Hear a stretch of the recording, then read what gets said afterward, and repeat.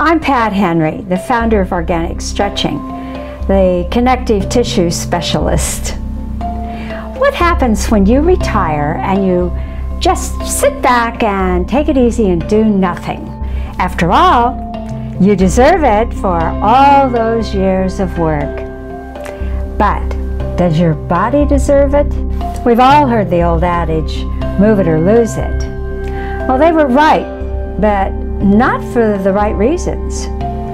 That saying had more to do with muscle and losing tone and strength by not continuing to work on the muscles. And that is right, but there's far more at play between the muscles and the skin, as well as deeper inside. The entire connective tissue system relies on movement to maintain its ability to function as it was designed. Primarily made of collagen, a protein that comprises about 25% of the protein in your whole body. Connective tissue is found everywhere in multiple forms and formations. Clear as glass in the eye, with minerals added, it becomes bone. 6% of the weight of your muscles is another form of connective tissue. Skin, hair, tendons, ligaments, wrappers and supports for your organs, and even in the blood, and of course the blood vessels. Collagen is not a living substance. It does not get nutrients nor put out waste. It alone, with all else removed, would sustain your body's shape. It supports itself and it supports your body. Take everything and leave the bones and you will have a pile of bones without the connective tissue that holds it all together. I recommend after this little video that you watch one I've included in this playlist called Strolling Under the Skin to see exactly what goes on below the surface of the skin. An amazing chaotic network that balances and creates flowing movement inside and out of your body. You can do nothing without its participation.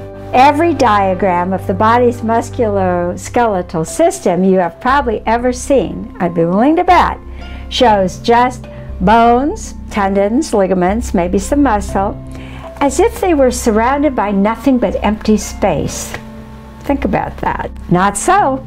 They are wrapped and interconnected in a complex spatial system of continuous connective tissue structures. From the top of your head to the tip of your toes.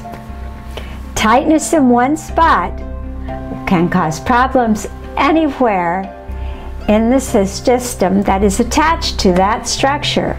Wow. So I was always right when I told my early students, if your head hurts behind your left ear, it's probably your big toe on your right foot. We owe our understanding of this system to Thomas Myers and his discovery of and mapping of the system of anatomy traits. Now, many other people were very instrumental in our understanding of connective tissue, but his particular work in this mapping has gone a long way for us to be able to visualize how that system operates overall. So back to that idea that you want to take it easy. Climb into your recliner and just relax. What happens inside your body really? One important thing happens between the layers of connective tissue. Gil Hedley calls it fuzz, and it happens every night.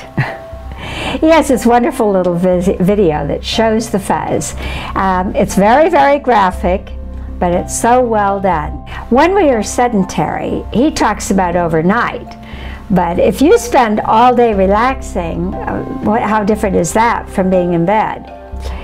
The fuzz develops, bonding the layers of connective tissue to each other in this mass. Left on their own, they will become more and more dense and will block your movements, reducing your flexibility and your range of motion. When you try to move, you can't, and most likely, you will have pain somewhere from this restriction, especially if something was out of place when you stopped moving, like when you went to bed. It can be trapped in the wrong position. Get up in the morning, now it hurts, so you move even less, making it worse. This is not going in a good direction.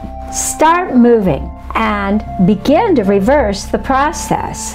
Movement creates heat, and heat releases the bonds. I've said for years that we are reliquefying our bodies when we move in beneficial ways. Not all movement is equal, but more on that in the future.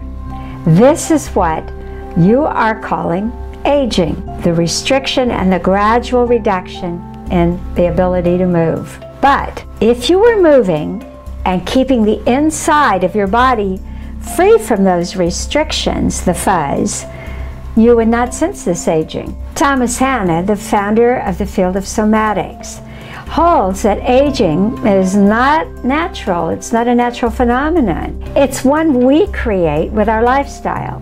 For example, not moving, and other detrimental choices such as diet, what we drink, whether or not we smoke.